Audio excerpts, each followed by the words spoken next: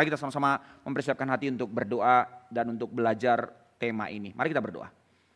Bapa di surga, terima kasih untuk anugerah-Mu, untuk malam ini hamba-Mu secara pribadi boleh dihantarkan datang ke kota ini, bertemu dengan seluruh jemaat Tuhan di tempat ini. Untuk boleh bersama-sama kami belajar di dalam pembelajaran malam ini, satu pembelajaran yang kami melihat satu tema yang begitu penting tentang pekerjaan, dan kami dipanggil untuk menghidupi pekerjaan kami dalam panggilan kami masing-masing. Tetapi secara khusus melihat di dalam perspektif historical, bagaimana melihat gereja mula-mula meresponi panggilan Tuhan. Bagaimana mereka, orang-orang yang telah diselamatkan, melihat hidup mereka di dalam pekerjaan mereka sebagai ibadah di hadapan Tuhan. Berkati kami, untuk kami juga menyadari panggilan yang sama yang Tuhan berikan kepada kami sebagai umat tebusan-Mu, sebagai duta besar kerajaan Allah di tengah-tengah dunia ini, sebagai saksi-Mu di dalam hidup kami di tengah-tengah kota ini, bagaimana seluruh kehidupan kami, pekerjaan kami menjadi sebuah ibadah dan menjadi sebuah kesaksian bagi nama Tuhan. Berkati kami untuk pembelajaran ini, pimpin kami pada malam ini. Dengar doa kami, dalam nama Tuhan Yesus kami berdoa. Amin.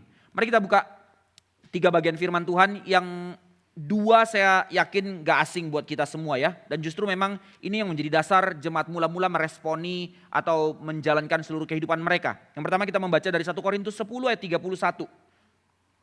1 Korintus 10 ayat 31. Di dalam pertanyaan pertama Westminster Catechism juga ini menjadi pertanyaan, ini menjadi dasar ayatnya ya. Kita sama-sama membaca. 1 Korintus 10 ayat 31, ini boleh saya turunkan ya, nggak pakai ya. Oke, thank you.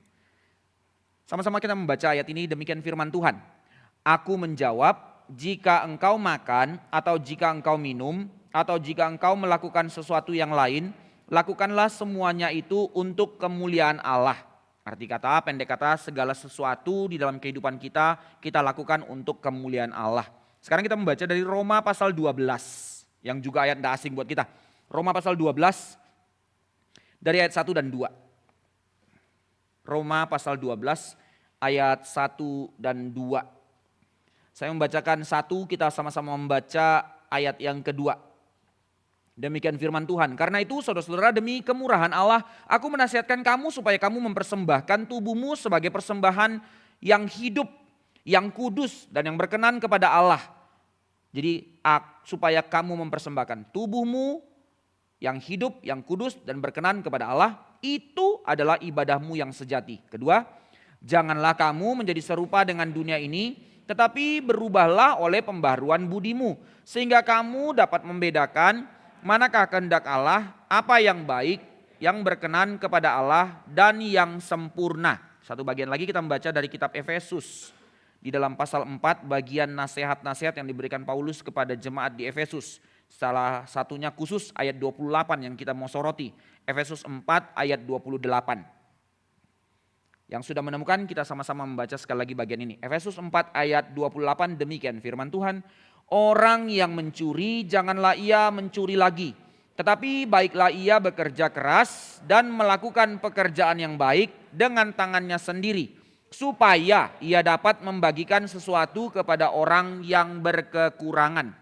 Nah, kalau kita melihat tema kerja, sebenarnya dari Kejadian sampai Wahyu tema ini menjadi satu tema yang terus ulang-ulang. Even bahkan dari penciptaan, panggilan pertama ketika manusia dikatakan sebagai gambar rupa Allah supaya mereka berkuasa. Tema kerja kan ya. Maka kalau kita melihat urutan di dalam Perjanjian Lama, saya sudah membahas di sini dari kitab Taurat, kita melihat bahwa pekerjaan itu adalah desain yang Tuhan berikan kepada kita. Bahwa desain hidup yang didesain Tuhan sebagai gambar rupa Allah, meaningnya dan purpose-nya adalah untuk bekerja. Melalui itulah kita memuliakan Allah dan melalui itulah kita menikmati Allah. Ini yang disampaikan di dalam kitab Taurat, khususnya di dalam 5 kitab Musa. Lalu kalau kita melihat lagi di dalam kitab puisi, khususnya kitab Mazmur, bahwa kita melihat ternyata di dalam kitab Mazmur banyak sekali, terlalu banyak bahwa Tuhan sendiri memperkenalkan dirinya kepada kita untuk kita bisa mengenal Dia. Dia memetaforakan dirinya lewat pekerjaan manusia. Dikatakan dia adalah gembala, Tuhan adalah gembalaku. Metafora kerja kan ya. Dikatakan dia seorang penjahit, dia seorang penenun, dia seorang seperti yang membantu ibu yang melahirkan. Banyak sekali, terlalu banyak, ratusan metafora di dalam Mazmur memperkenalkan Allah di dalam kerja manusia. Artinya Tuhan mau kita melihat betapa metersnya pekerjaan itu di dalam pandangannya Allah. Sehingga dia pun memperkenalkan dirinya dengan cara pekerjaan tangan manusia. Dan tidak hanya itu, bahkan di dalam Mazmur kita melihat seruan-seruan tangisan-tangisan orang dari dunia kerja. Means itu dicatat menjadi satu bagian dari firman Tuhan bahwa Mazmur firman Tuhan memberikan ruang yang sangat besar untuk kita berseru kepada Tuhan tentang pekerjaan kita. Karena begitu seriusnya pekerjaan di mata Tuhan. Lantas berikutnya kalau kita melihat di dalam kitab para nabi, secara kesimpulan yang saya sampaikan malam ini, bahwa kitab para nabi sebenarnya sedang mengisahkan tentang peringatan tentang pembuangan Israel kan ya. Baik pembuangan dan setelah pembuangan. Khususnya sebelum pembuangan, somehow kita membaca kitab para nabi bahwa kitab para nabi mengingatkan mereka tentang penyembahan berhala maka mereka dihukum Tuhan. Tetapi paralel dengan itu dan banyak sekali justru peringatannya bukan berfokus kepada penyembahan berhalanya. Melainkan pembuangan Israel itu disoroti oleh para nabi itu justru disebabkan oleh karena pekerjaan mereka yang tidak beres.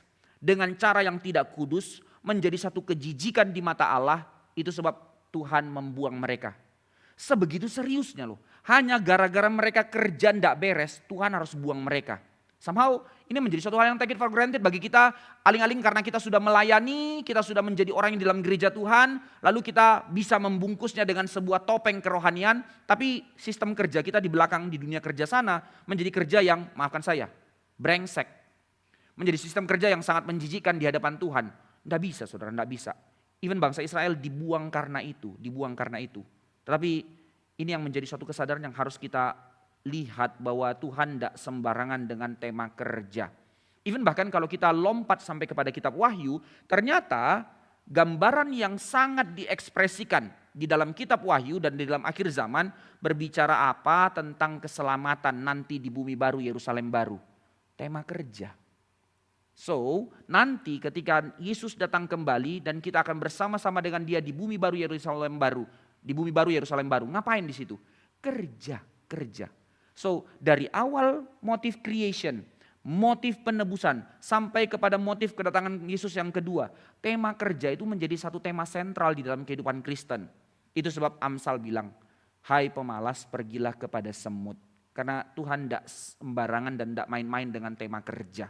Itu sebab mari kita mengevaluasi lagi, meredefinisi lagi bagaimana etos kerja kita. Bagaimana kita meresponi pekerjaan di hadapan Tuhan. Khususnya sekarang pada malam ini kita melihat di dalam terang perjanjian baru tentunya. Secara historical kita melihat, lalu orang tanya, lo dari mana? Kan Alkitab cuma catat tentang catatan para rasul. Lalu setelah itu dari mana kita bisa tahu tentang respon jemaat mula-mula di dalam khususnya dalam kehidupan mereka bekerja. Tentu Bapak Ibu sekalian itu kita bisa lihat dari catatan-catatan sejarah, dari dokumen-dokumen yang tertinggal. Itu kita temukan dari dokumen-dokumen awal dari abad pertama, abad kedua, abad ketiga.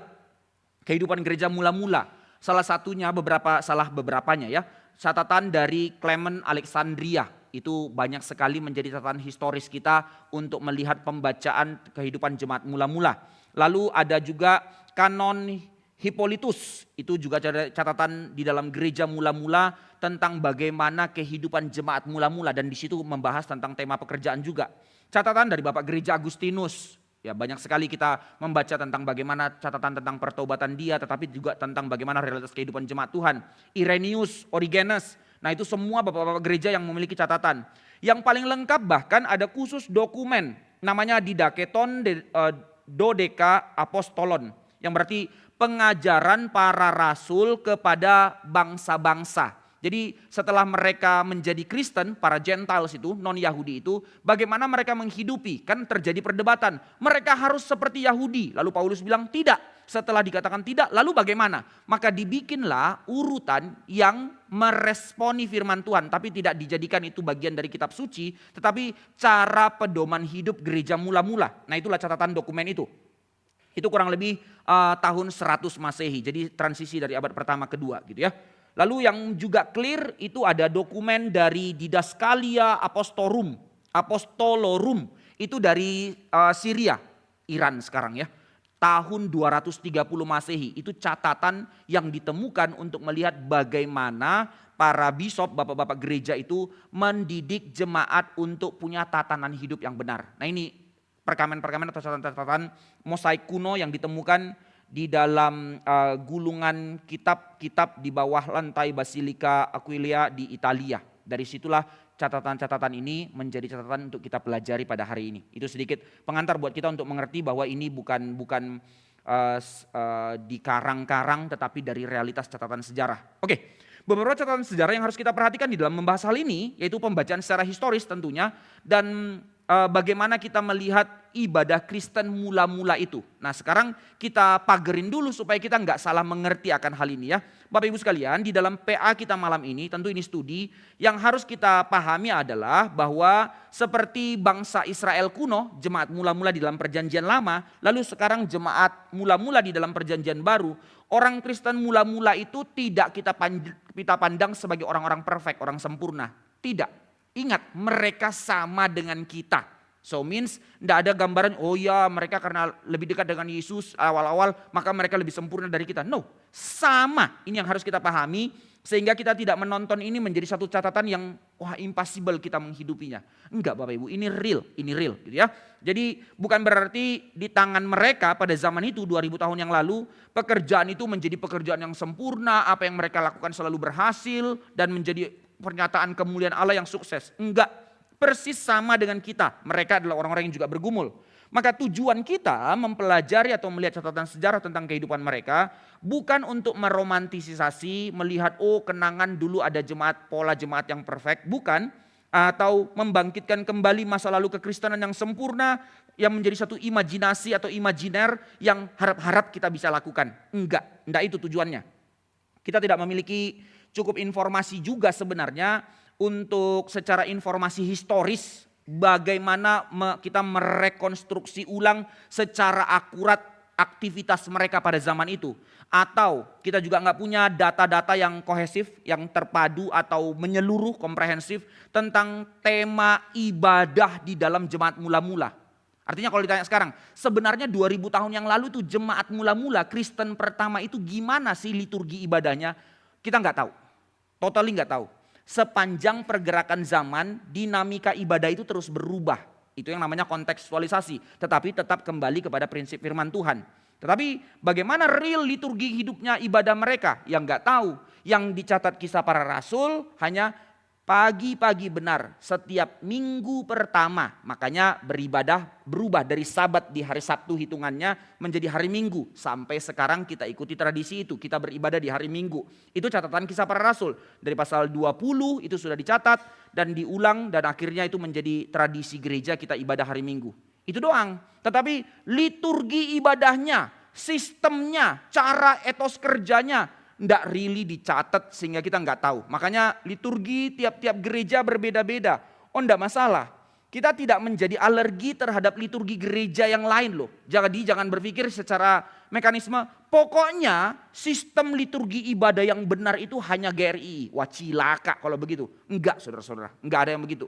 Tapi bagaimana kita meresponi firman Tuhan untuk membuat satu sistem atau membuat liturgi. Pola yang teratur meresponi firman. Maka kita bikin sistem liturgi kita seperti ini.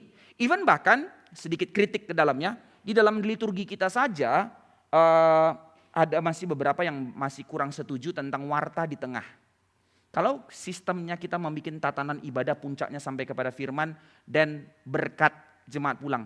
Kenapa warta itu di tengah? Ada beberapa gereja reform yang memutuskan setelah doa berkat selesai baru warta diumumkan. Tidak boleh masuk ke dalam tatanan ibadah. Ada loh yang begitu. Nah itu kan lihat ya. Tetapi di dalam perjalanan awal gereja kita didirikan, liturgi itu warta dimasukkan karena warta itu bagian dari doa syafaat untuk apa yang akan kita kerjakan. Nah itu. Tetapi seiring waktu akhirnya ya muncullah PA, muncullah ini itu makanya warta jadi makin banyak begitu kan ya. Bahkan gak sedikit juga kritikan, wah kayaknya warta GRI mulai ada dagangan katanya lagi. Konser dan segala macam. Whatever, ya kita nanti ke depan lihat lah evaluasinya, kita gak sedang membahas itu ya. Harap nanti tanya jawab, jangan tanya itu ya, jangan tanya saya. Tanya Dewan Konsistori nanti urusan itu. Saya memunculkan polemik di sini, oke. Jadi poinnya adalah yang kita mau pelajari sekarang, harapan saya untuk kita sama-sama gumulkan pada malam ini, untuk kita mau melihat bagaimana sebenarnya ibadah dari jemaat atau umat Kristen mula-mula secara langsung di dalam kehidupan mereka, di dalam ibadah mereka, itu melibatkan pekerjaan sehari-hari mereka. Nah ini yang Tuhan mau, firman Tuhan itu relate supaya kita tidak di dalam konsep yang dualisme, sacred, non-sacred, ibadah dan dunia kerja itu dua hal yang terpisah. No, perjanjian baru dan jemaat mula-mula melihat seluruh ibadah mereka, seluruh pekerjaan mereka itu satu kesatuan yang gak boleh dipisahkan. Tentu bisa dibedakan, ya namanya ibadah liturgi gerejawi bisa dibedakan dengan pekerjaan tapi tidak bisa dipisahkan. Nah ini yang mau kita lihat. Bagaimana praktek ibadah masa awal itu secara langsung melibatkan panggilan hidup mereka, karir mereka, produk dari hasil pekerjaan mereka, kota tempat mereka berada, jalanan hidup mereka, dan ladang di sekitar mereka. Itu real dengan tatanan ibadah mereka. Bahwa orang-orang Kristen pada jemaat mula-mula itu di dalam ibadahnya walaupun tidak ada liturginya yang kita bisa trace, tapi dari catatan ditemukan ternyata waktu mereka ibadah, mereka itu benar-benar membawa hasil kerja mereka di hadapan komunitas ibadah. Persembahan mereka itu bukan dengan uang, dengan hasil pekerjaan mereka langsung dibawa di dalam ruang ibadah. Bagaimana pekerjaan mereka itu dibagikan untuk memberkati hamba Tuhan. Sebagaimana prinsip perjanjian lama, para umat membawa perpuluhan untuk kebutuhan para imam. By the way, di dalam perjanjian lama perpuluhan itu untuk 3 fungsi. Untuk penggunaan perkakas bait Allah seluruh operasionalnya, untuk kebutuhan para imam dan mereka harus mencukupkan, dan ini yang seringkali ketiga yang kelupaan. Para imam bertanggung jawab menggunakan perpuluhan itu untuk kebutuhan orang-orang yang berkebutuhan, janda-janda miskin dan segala macam. Itu part dari tugas para imam. Makanya nanti dalam Kisah Para Rasul kalau kita lihat nanti pasal 5, pasal 6, pasal 7 ada dicatat sengaja para imam yang bertobat setelah pembagian tentang melihat orang-orang Kristen yang membagi-bagikan harta mereka. Kan pasal 2 ada catatan jemaat mula-mula. Nanti pasal 5 dicatat lagi tentang Ananias, Safira dan segala macam. Dan semua orang seperti Yusuf yang dikatakan membagikan hartanya. Setelah kisah itu baru dicatat oleh Lukas ada pertobatan para imam. Kenapa sengaja dicatat di situ? Nah itu ada konteksnya. Bahwa sebenarnya itu tugas mereka sebagai orang-orang yang menampung perpuluhan. Ya untuk perkakas bait Allah, untuk kebutuhan mereka. Tapi untuk kebutuhan orang-orang miskin. Yang selama ini sudah tidak dikerjain. Dikorap itu uang perpuluhan. Tetapi ketika mereka melihat jemaat mula-mula, mereka membagi-bagikan harta. Itu yang membuat hati mereka luluh melihat. Inilah orang-orang yang menghidupi Taurat Musa. Nah lihat ya, narasi itu indah sekali. Nah itu menjadi satu habitus di dalam kehidupan jemaat mula-mula. Nanti kita lihat itu ke bawah. Intinya dengan cara apa mereka berbagi, mostly mereka bukan orang-orang kaya, bukan orang-orang berhasil. Tetapi setiap kali mereka beribadah, mereka membawa hasil dari pekerjaan mereka. Hasil panen mereka dibagikan untuk kebutuhan para hamba-hamba Tuhan, untuk kebutuhan orang miskin, bahkan untuk kebutuhan jemaat di sekitar mereka. Maka seperti bangsa Israel kuno, mereka melakukan prinsip yang sama di dalam memberi persembahan. Orang Kristen masa awal itu tidak menghasilkan teologi kerja yang sistematis, rumusan-rumusan bukan. Tetapi mereka menjalankan realitas kehidupan bekerjaan sebagai ibadah. Para pekerja zaman itu berkumpul bersama untuk ibadah rutin yang secara langsung melibatkan pekerjaan mereka. Jadi syafaat mereka dicatat tentang doa-doa tentang pekerjaan hari-hari mereka. Itu didoakan satu persatu. Karena ingat mereka kan jemaat rumah-rumah kan ya. Jadi mendoakan realita di dalam hari-hari mereka. Melalui ibadah itu para pekerja itu dididik di dalam bentuk liturgi ibadah mereka. Ditatan karena mereka dari bangsa-bangsa lain. Ada orang-orang yang dari menyembah dewa-dewa, pagan dan segala macam sekarang masuk ke dalam realitas gereja. Maka disusunlah liturgi kehidupan, liturgi ibadah yang melalui setting liturgi itu berlahan-lahan mereka belajar. Minggu demi minggu mindset mereka dibentuk untuk dalam perkumpulan itu mereka dipersiapkan, diajar mengerti cara hidup dan melihat hidup mereka sebagai ibadah termasuk mempersembahkan pekerjaan mereka sebagai ibadah yang disetting di dalam komunitas, di dalam keluarga kerajaan Allah. Nah ini yang dicatat di dalam catatan sejarah. Jadi menariknya ibadah mereka itu sebenarnya bukan something yang escape dari dunia, Ibadah mereka itu yang tidak ada urusan dengan pekerjaan mereka, enggak. Justru kebalikannya, ibadah mereka itu malah didesain untuk melatih mereka mempersembahkan kepada Allah lebih dari sekedar persembahan atau cara simbolik dari hasil pekerjaan. Ya sudahlah, kerja itu kerja, pokoknya nanti hasilnya aku bawa sedikit ke rumah Tuhan. Kayak jadi simbolik saja. Ya kantong persembahan kita masukkan uang simbolik dari hasil pekerjaan kita. Enggak kayak gitu settingnya.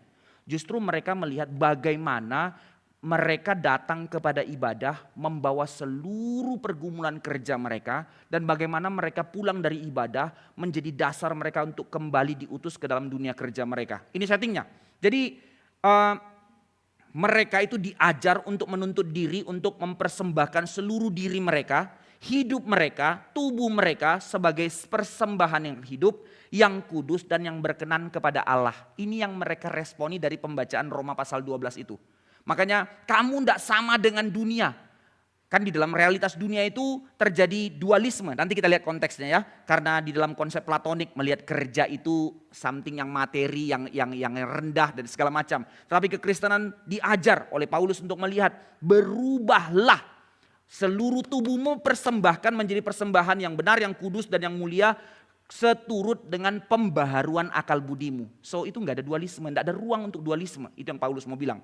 Maka ibadah Kristen awal jadi sangat menarik karena sangat membumi, sangat aromatik. Ruang ibadah itu dipenuhi dengan hasil-hasil kurban. Means bukan hanya hasil panen, tapi lembu dibawa ke situ. Anak domba mereka dari panen mereka dibawa ke situ. Ya dengan realitas rumah konsep mereka itu tahu kan ya. Ada kan ibadah rumah. Di bawah itu yang tempat binatang, nanti ruang tamunya mereka tempat makannya di situ. Jadi ya di bawah itu bawa hasil persembahan mereka. Aromatik. Sambil beribadah tiba-tiba dombanya prut gitu kan ya. Nah, aromatik. Literally aromatik. Dan karena itu jadi certain sedikit berantakan. Tidak bisa kita imajinasikan sampai susunan logisnya, tetapi paling tidak kita bisa bayangkannya itu ibadah yang certain agak rodo berantakan. Jadi tidak ada susunan kursi seperti kita seperti ini dan bagaimana tatanannya dan segala macam. Nah ini yang terjadi. Jadi liturgi Kristen awal secara langsung itu melibatkan materi duniawi. Sangat materi ibadahnya. Jadi dari kehidupan dan pekerjaan mereka dibawa ke dalam ibadah. Ibadah Kristen awal diresapi dengan bentuk keduniawian yang kudus.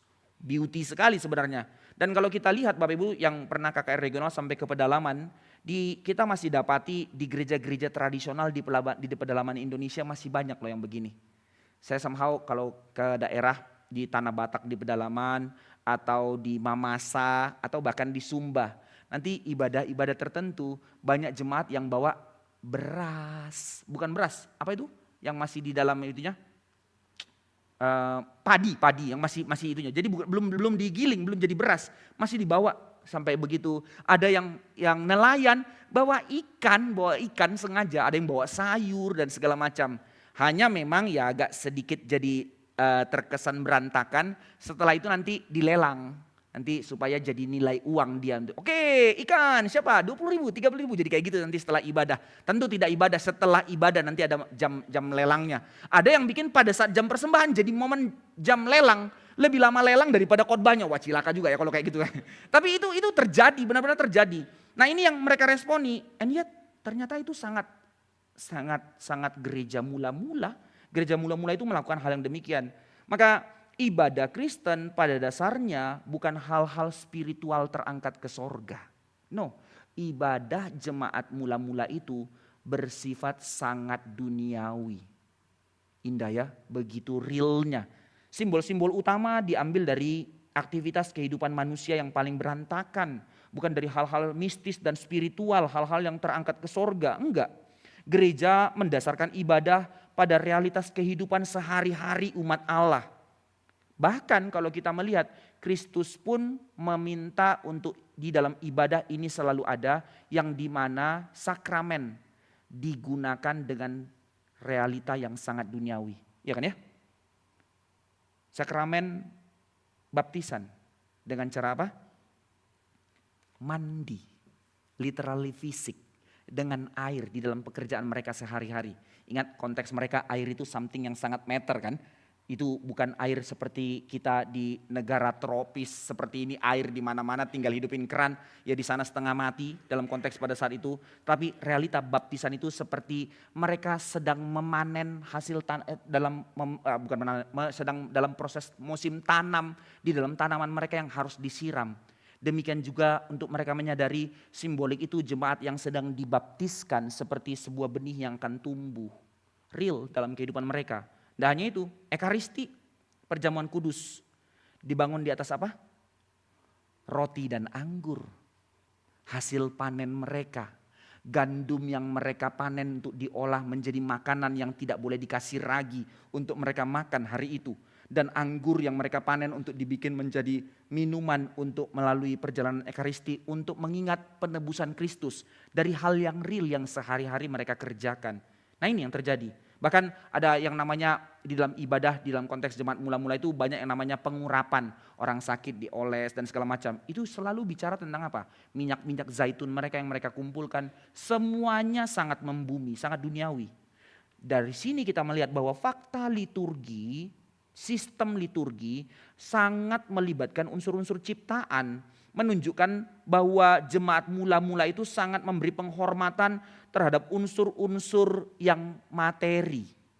Jadi kita tidak alergi terhadap materi. Bedanya dengan yang sekarang. Orang sekarang mempertuhankan materi. Sedangkan mereka menggunakan perkakas-perkakas materi sebagai gambaran untuk membawa kepada kemuliaan Allah. Sekarang gereja nggak lihat ke situ, tetapi memaksa hal rohani untuk menjadi bagian materi. Nama Yesus supaya kaya. Lihat twistnya ya, sangat mengerikan. Jadi liturgi itu menyuarakan pujian kepada Allah bukan dengan hal-hal mistis, tetapi dengan hal-hal yang dalam tatanan ciptaan. Ini perjanjian baru di dalam setting jemaat mula-mula.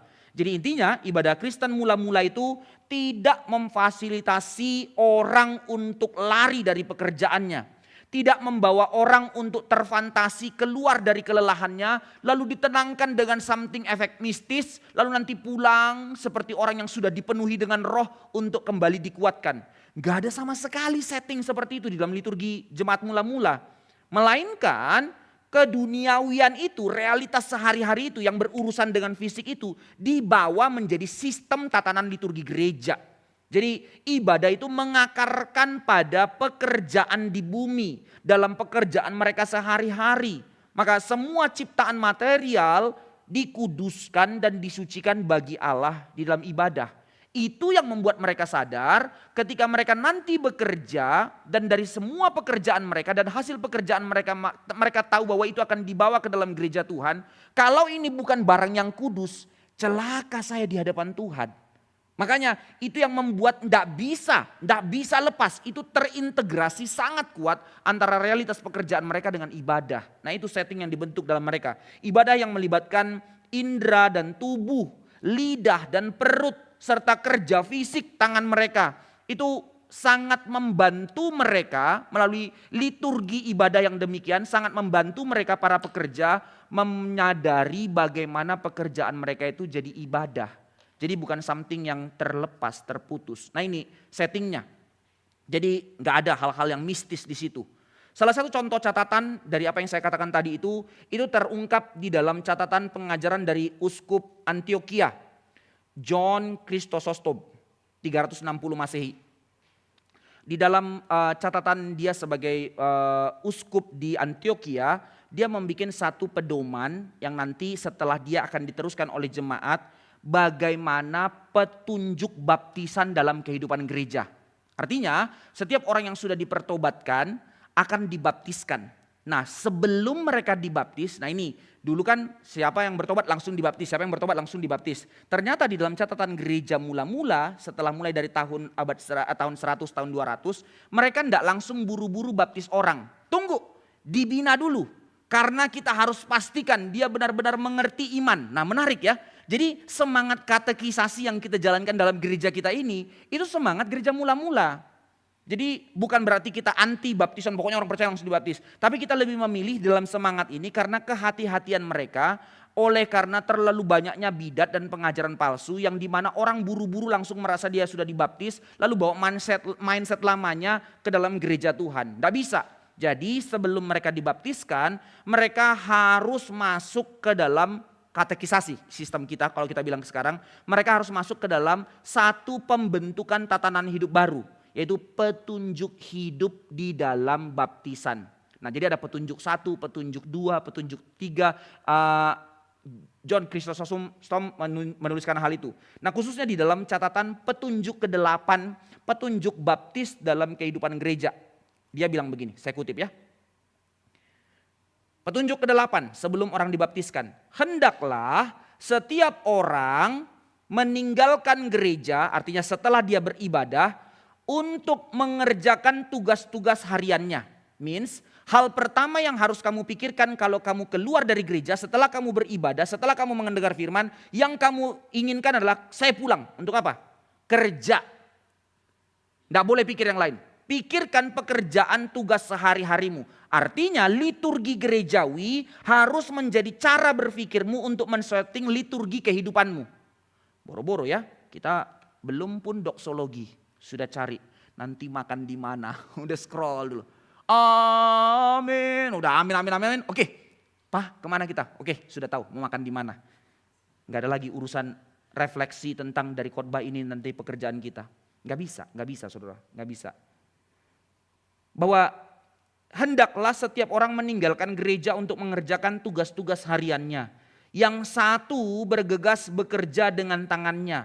Yang lain bergegas ke pos militernya karena ada tentara yang juga ikut di dalamnya. Dan yang lain lagi ke posnya di pemerintahan. Ada orang-orang yang kerja di dalam pemerintahan. Karena ini jemaat yang majemuk. Namun, hendaklah setiap orang yang menjalani tugas hariannya dengan rasa takut dan cemas dan menghabiskan waktu kerjanya dengan kesadaran bahwa pada malam hari ia harus kembali ke gereja, mempertanggungjawabkan seluruh harinya kepada sang guru dan memohon pengampunan atas kesalahannya sepanjang hari itu di dalam pekerjaannya. Sampai sebegitunya loh, sampai dilihat itu baru dia boleh dibaptiskan. Jadi di dalam aturan itu Uskup Antioquia ini mengatakan di gereja mula-mula para calon penerima baptisan suci diharuskan agar kehidupan profesional mereka, pekerjaan mereka, keahlian mereka, pilihan karir mereka diperiksa dengan seksama oleh gereja sebelum mereka dapat berpartisipasi di dalam liturgi baptisan. Mau masuk gereja, mau dibaptis, wawancaranya, sudahkah kau terima Yesus? Bukan. Kerja kamu apa? Pekerjaannya diteliti. Kalau GRI bikin kayak gitu, siapa yang mau jadi jemaat GRI gitu kan ya? Wah, apa-apaan ini, mau tanya apa ini? Mau sampai sepertinya ditanya-tanya sampai segala macam. Ini wawancara apa ini? Kok ini gereja kok merasa diri paling suci? No, itu catatan dari uskup gereja di dalam jemaat mula-mula. Sebegitu seriusnya mereka untuk menyadari apa arti masuk ke dalam bagian dari keluarga kerajaan Allah. Jadi sebenarnya GRI belum ada apa-apanya di dalam wawancara katekisasi ya. Padahal sudah ada muncul pernyataan. Suatu kali saya mau wawancara orang di dalam kelas katekisasi di gereja pusat kan. Sekali kelas kan ada 100-an orang, maka dibagi beberapa hamba Tuhan untuk konselingnya. Pak boleh jujur enggak? Oh ya boleh, apa? Wah benar kata orang. Loh apa ya? Sorry ya Pak. Loh, belum ngomong apa-apa kok udah sorry dulu. Nanti kalau saya udah bilang baru bilang sorry kalau salah. Kalau itu jangan bilang sorry dulu. Iya tapi sorry dulu ya Pak ya. Oke, ya apa? Ya wis. Gitu. Benar kata orang lagi-lagi. Ya apa? Bener loh Pak. Lebih susah masuk GRI daripada masuk sorga katanya. Loh kenapa? Masuk sorga itu ya terima Yesus sungguh-sungguh bertobat. Wes, masuk GRI harus katekisasi. Katekisasi wajib baca 3 buku dan bikin laporan. Ada ujiannya, harus kumpul data ini data itu. Ribetnya Pol. Saya bawa cerita gereja mula-mula. Oh gitu ya Pak, kalau gitu saya enggak mungkin bisa masuk dari jemaat mula-mula. Ya makanya Tuhan kasih kamu lahir 2000 tahun yang kemudian saya bilang. Ya ini realitasnya saudara, begitu seriusnya mereka memandang kekudusan Tuhan. And yet yang jadi masalah justru itu tantangan di dalam zaman yang membuat kita menjadi lengah itu adalah apa? Degradasi kesadaran akan kekudusan. Itu sebab panggilan kekudusan itu bahkan di dalam dunia kerja begitu serius di dalam kehidupan jemaat Tuhan yang menyadari arti penebusan. Maka persekutuan penuh dengan Kristus di tempat kudus justru itu bukan something yang kamu letakkan selesai waktu kamu keluar dari pintu. Bukan.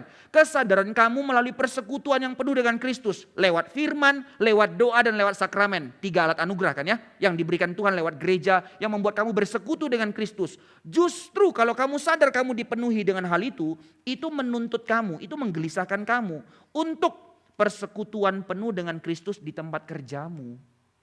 Karena nggak ada dualisme. Seolah kamu di sini udah dipenuhi dengan Kristus lalu hilang. And yet nanti kering, makin kering, lalu diisi lagi dalam gereja. Nah ini yang kita tidak setuju. Nah ini sedikit perdebatannya di dalam motif sakramen. Kenapa di dalam saudara-saudara kita, ini panjang perdebatannya tapi tidak bahas sekarang lah ya. Tapi intinya ini realitanya. Di dalam konsep Katolik perjamuan kudus itu harus setiap minggu. Karena apa? Dengan melakukan perjamuan dibersihkan lagi. Lalu pergi lagi, nanti dalam hari-hari kan makin kering udah makin berdosa lagi, maka harus disakramen lagi. Loh, kalau gitu enggak sempat disakramen, ya dosamu dihitung lagi sepanjang seminggu itu. Nah itu yang nanti akan diperdebatkan segala macam. Kita enggak lihat kayak gitu. Perjamuan kudus itu tidak menyelamatkan kita dan tidak membersihkan dosa kita lagi kan ya. Satu kali untuk selama-lamanya di dalam Kristus yang telah menebus kita. And yet melalui liturgi, firman, doa, dan sakramen kita diajari untuk disadarkan untuk persekutuan kita dengan Kristus itu penuh di dalam kekudusannya. Dan itu yang menjadi dasar kita, liturginya kita yang membentuk liturgi kehidupan kita di dalam dunia kerja. Itu maksudnya. Makanya pemeriksaan tentang pekerjaan itu menjadi penting di dalam jemaat mula-mula. Mereka melakukan itu atau Bishop John Chrysostom melakukan itu meresponi dari mana? Meresponinya dia melihat itu mengembangkan dari catatan Lukas tentang kisah Zakeus. Lukas pasal 19 kan ya. Waktu dia naik ke atas pohon lalu Yesus bilang turun aku mau makan ke rumahmu. Apa yang dikatakan Yesus? Apa yang dikatakannya? Dia rela untuk pekerjaannya diperiksa oleh Yesus. Apabila aku ada. Aku akan bayar berapa kali lipat. Dia rela untuk diperiksa. Nah ini, yang dibawanya kepada Yesus bukan tentang ini makanan dan segala macam. Dia membawa pekerjaannya untuk dibuka di hadapan Tuhan. Nah itu tanda orang mengalami pertobatan katanya. Nah ini yang membuat dasar gereja mula-mula menghidupi praktek ini. Jadi perhatian yang kita mau lihat di sini adalah ada peran ganda di dalam ibadah. Apa maksudnya? Peran ganda di dalam ibadah pertama bahwa ternyata partisipasi umat Allah, para pekerja itu di dalam pekerjaan yang secara moral itu dipertanyakan. Saya ulangi, partisipasi pekerja dalam pekerjaan yang secara moral dipertanyakan mengecualikannya dari ibadah. Kalimatnya sangat akademis ya. Maksudnya dia mau bilang gini, kerja itu ibadah, maka kerja itu dipertanggungjawabkan waktu dibawa ke dalam rumah Tuhan di dalam ibadah. Gak ada yang namanya, oke, sudah kerja selesai saatnya saya ibadah. Ganti. Enggak, itu yang dibawa ke rumah Tuhan. Jadi waktu kita beribadah itu kita sedang membawa seluruh diri kita untuk dibuka di hadapan Tuhan. Jadi nggak ada yang namanya pengecualian, nggak ada yang namanya ketersendirian antara pekerjaan dan pemisahan. Itu nggak ada di dalam rumah Tuhan. Ini prinsip peran ganda dari ibadah. Ibadah adalah tempat di mana umat Tuhan diperiksa di hadapan Tuhan, dibuka di hadapan Tuhan, membawa seluruh realita yang telah dikerjakannya untuk dibentangkan di hadapan Tuhan. Dan yang kedua, bahwa ibadah itu memiliki fungsi jalan pekerja menuju penebusan, terutama berjalan melalui praktek liturgis. Jadi maksudnya ibadah itu bukan sekedar pendidikan teologis, pokoknya dicokokin firman dah pulang, lu pikir sendiri. Bukan, melainkan melalui ibadah praktek-praktek liturgis di dalam ruang ibadah kita menyadari air mata kita. Di dalam ibadah itu ada puasa, mereka menjalankan ritual itu. Mereka melakukan persembahan yang dimana itu bagian dari menolong, melakukan operasional gereja dan sedekah atau membagikan kebutuhan orang-orang yang berkekurangan.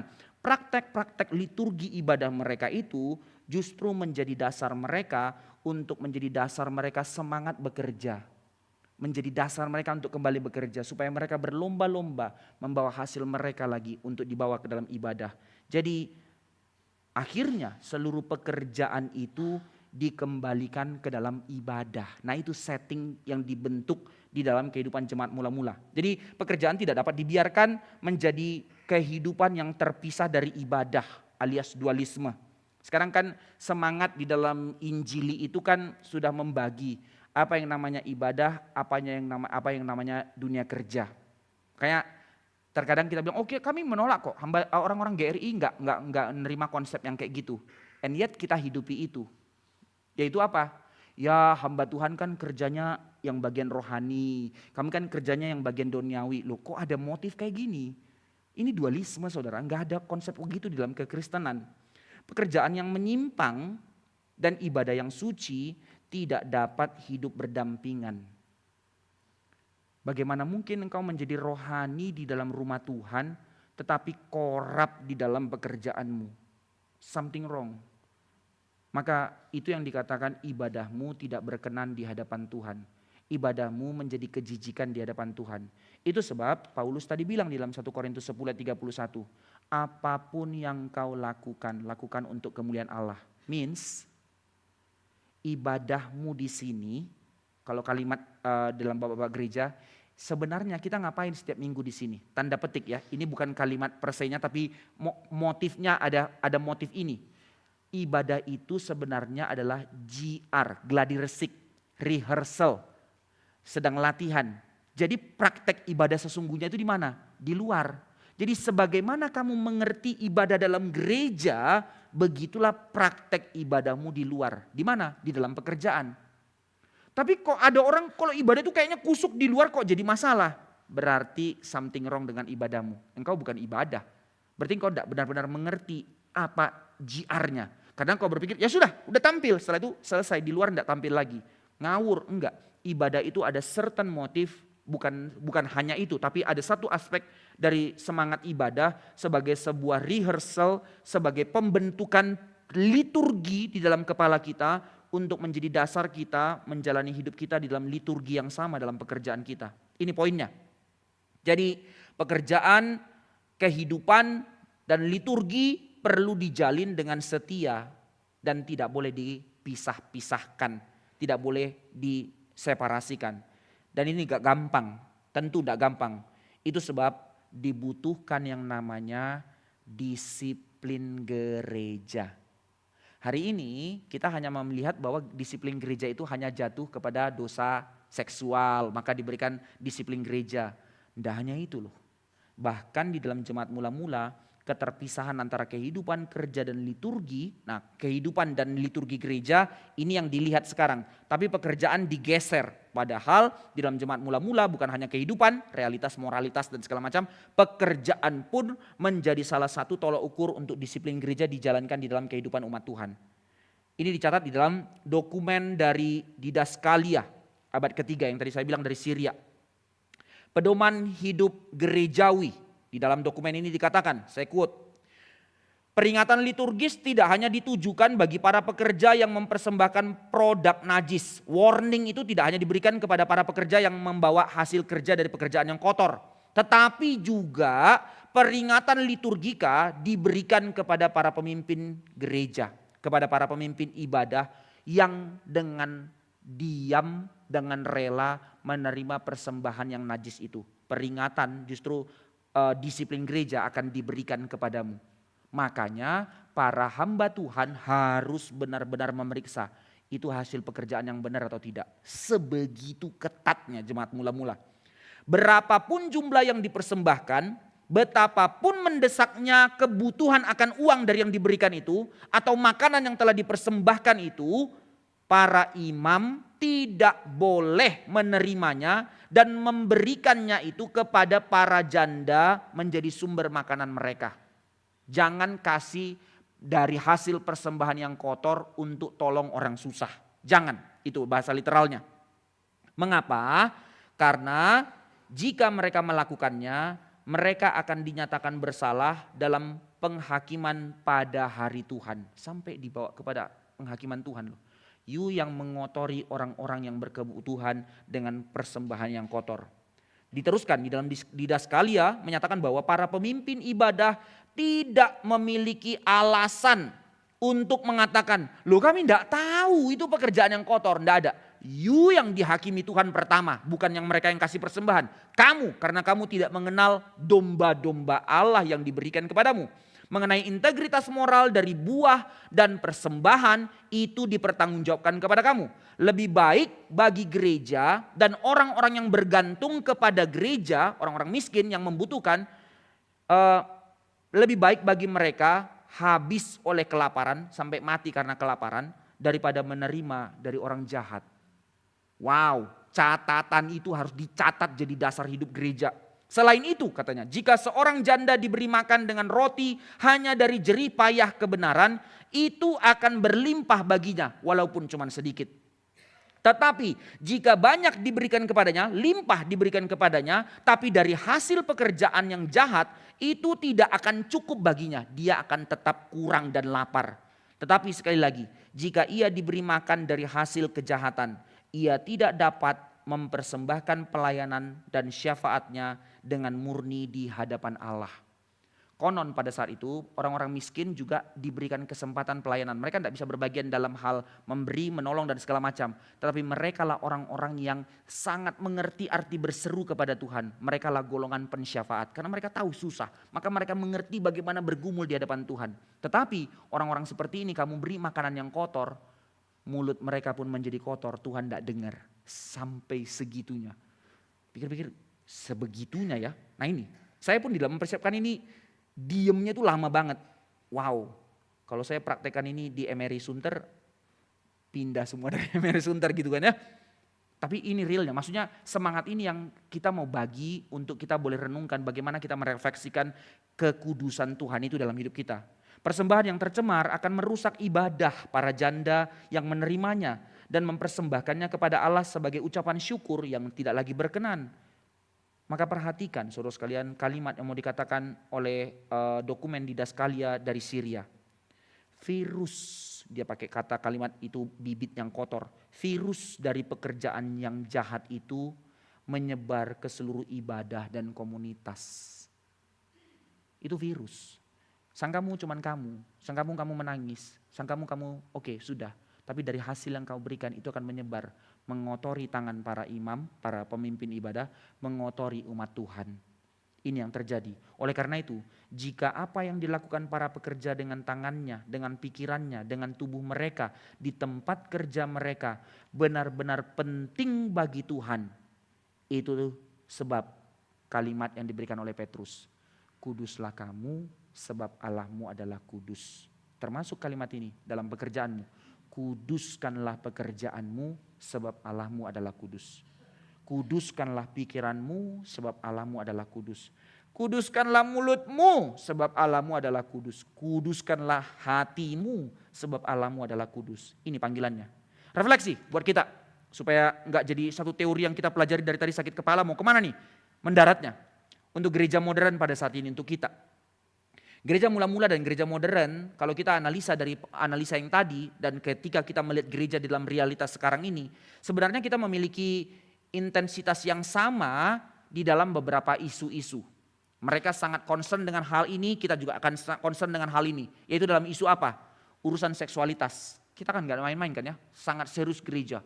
Bagaimana harus disiplin dan segala macam. Mereka juga sangat serius dengan hal itu, benar. Isu ras karena mereka sangat kompleksitas dalam jemaat mereka.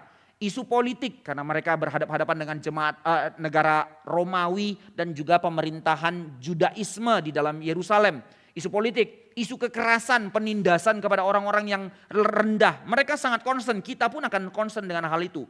Apalagi dengan isu kemarin ibadah tahun baru Pak Tong kan ya. Kita concern akan hal itu. Akan tetapi secara mengejutkan ada satu hal yang berbeda total antara kita dengan gereja mula-mula yang dimana mereka sangat concern akan hal ini, and yet kita telah bergeser dan menyepelekan hal ini. Bahwa kita sekarang gereja modern sama sekali tidak membahas keberadaan dan partisipasi para pekerja, industri dunia kerja, keuntungan yang kotor tidak dibahas lagi di dalam ibadah bersama. Kita telah mengesampingkan hal itu.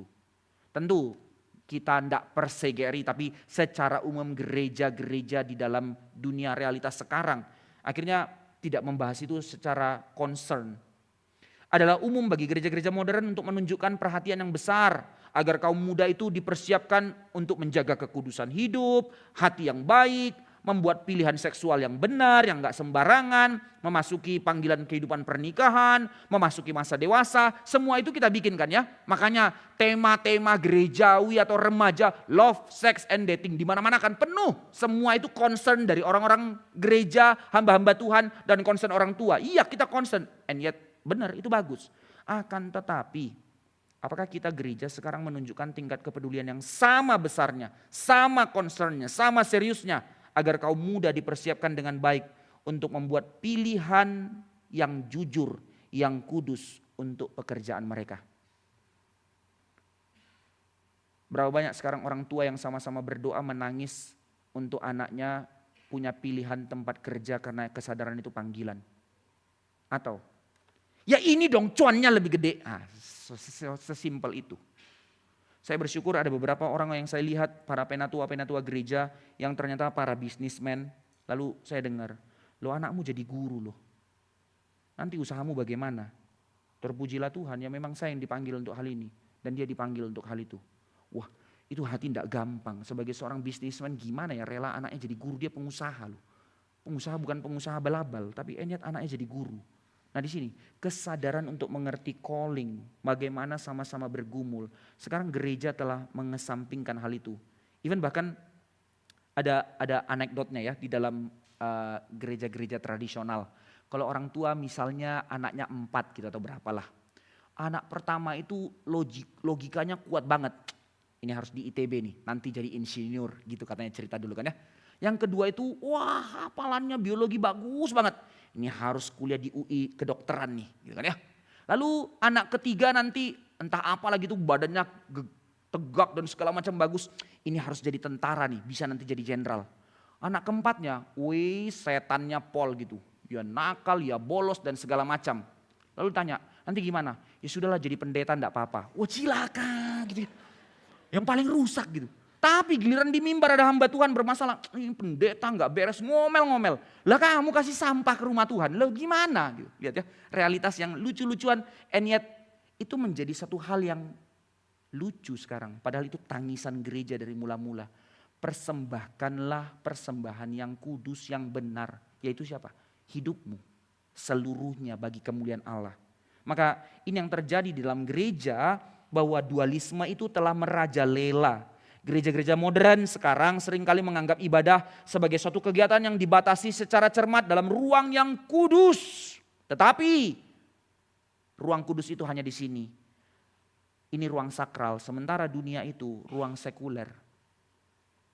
Makanya utusannya pokoknya kamu anak raja, nanti akan dibukakan tingkap-tingkap langit di sana. Tapi tidak menyadari itu ruang kudusnya Allah di sana, sanctuary-nya Tuhan di dalam dunia pekerjaanmu. Gak ada lagi kesadaran itu. Maka sekarang kita melihat, oke, bagian terakhir kita coba lihat ya. Konteksnya, kenapa jemaat mula-mula sampai sebegitunya? Apa yang mendasarinya? Of course, salah satu kita nggak bahas, bahwa bagaimana mereka meresepsi dari apa yang dikatakan para rasul. Itu dasar pertamanya. Mereka menjalaninya dari cara mereka meresponi apa yang dikatakan firman Tuhan. Jadi walaupun misalnya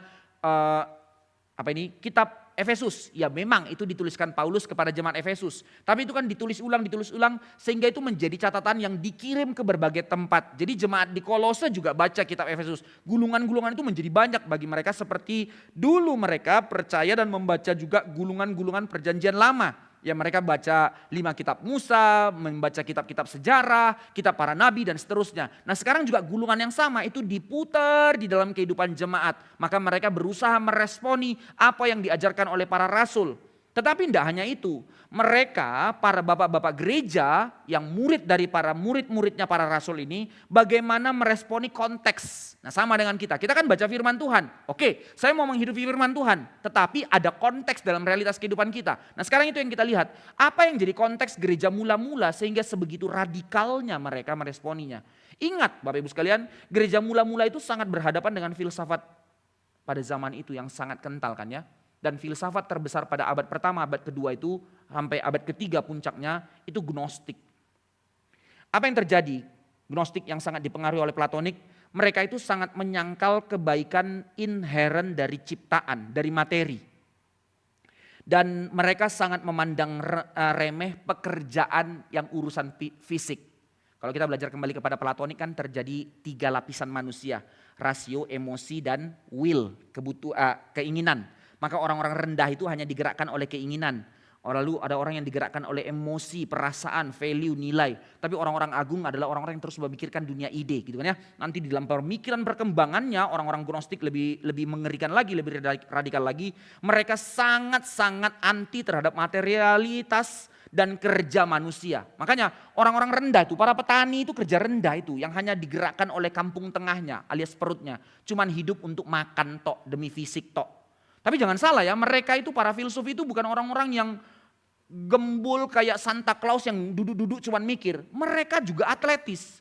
Jadi makanya gambaran para filsuf itu berotot semua kan ya, karena mereka olahraga. Tetapi yaitu mensana di dalam tubuh yang sehat terhadap jiwa yang sehat. Mereka jaga tubuh mereka itu bukan karena demi tubuh itu, tapi demi jiwa itu, dunia ide itu. Nah itu yang terjadi.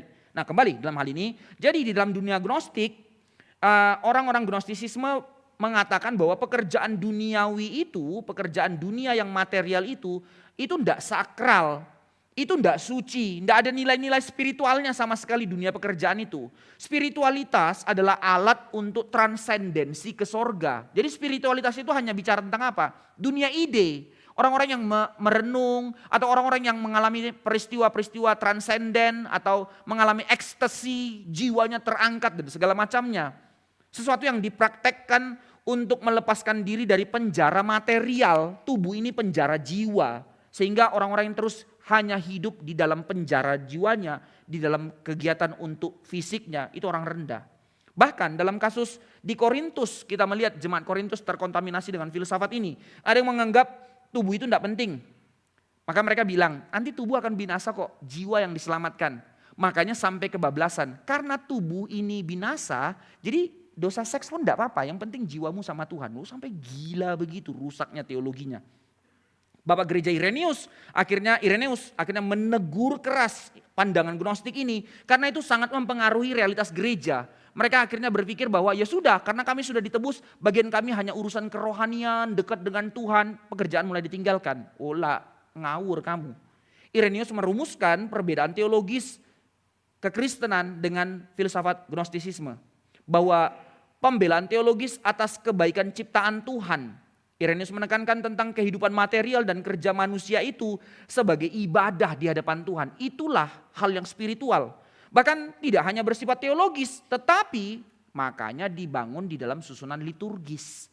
Sehingga hal-hal praktek liturgis dari hal yang fisik, itulah hal-hal spiritual di hadapan Tuhan. Irenaeus secara langsung merujuk pada 2 praktek ibadah.